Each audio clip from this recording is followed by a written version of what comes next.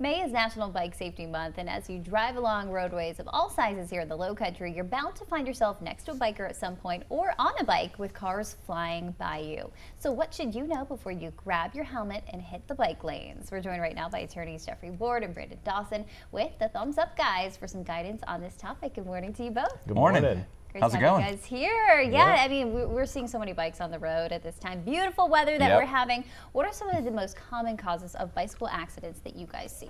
I mean, really, it's just people not paying attention. And unfortunately, most bike accidents involve small children, and they don't know the rules of the road. So we see a lot of bad wrecks, bad collisions with, 10, 11, 12-year-olds who are out riding their bikes. Maybe they shouldn't be on the road, but that's still, no excuse for these wrecks happening. So it's always just super important if you're driving to be hyper aware of your surroundings. Especially in a neighborhood. Yes.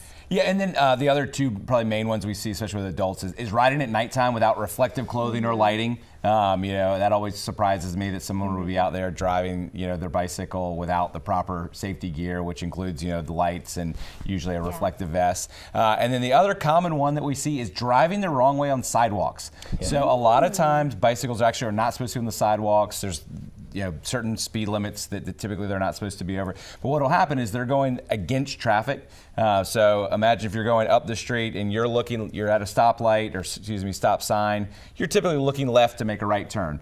If the bicyclist is coming from the right side, going against the flow of traffic, a lot of times people don't see that. They start to go, the bicyclist doesn't, make sure the car doesn't or sees them, and then they hit them. And so we always tell people, if you're riding a bicycle, go with the flow of traffic.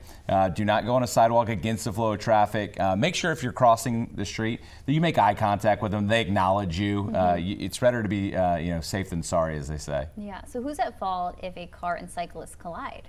Well, either party could be at fault. Honestly, it depends on how the wreck happened, but you do not want to be on a bicycle and your one saving grace is you weren't at fault, because you're going to lose that. You're going up against it at a minimum 2,000 pounds of metal, and you're on, you're just out in the open on your bicycle. I don't care what kind of protective gear you have on. You're going to be pretty severely injured if you, run head on or get hit on the side or any type of wreck with a car. And they rarely get to tell their side of the story because of what Jeff just said. They're usually bearing the brunt of the injuries there. They're taken straight to the hospital because their injuries are typically much more severe, whereas the driver of the vehicle isn't hurt at all. And they get to control the narrative and say, Emily pulled right out in front of me. That might not be true at all, but you're banged up. You don't get to tell your side of the story. And so not only are you severely injured, then all of a sudden you're found at fault. If you do get in a collision like this, even if you are listed at fault on the collision report, please give us a call. There are ways for us to investigate this. There's cameras, there's witnesses. Don't just accept that the police report said that you're at fault and say, I don't have a case. Yeah, I would say probably more often than not, we have somebody call in and turns out they are listed at fault, but that doesn't stop us from investigating and making sure of that. Because like Brandon said, more often than not, we can get that fault reassigned because we do our investigation, we talk to witnesses, we see what actually happened at the scene, and we can get that flipped pretty easily. Any other last reminders for both drivers and cyclists before they hit the road? Well, I think Jeff said it earlier, even if you're on a bicycle and you're, in the right, but you get hit, you're going to be in the wrong, and it's not worth it. So drive defensively. It's the same thing we say with motorcyclists. Drive defensively. You don't want to be in the right, but then lose a leg or, end up having severe injuries because you had the green light and you went. And so just please be extra careful and wear that safety equipment.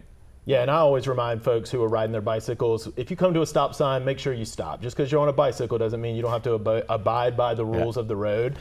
See that way too often. We've all witnessed it. You stop at a stop sign and suddenly a bike comes flying past you, doesn't even look before entering the intersection.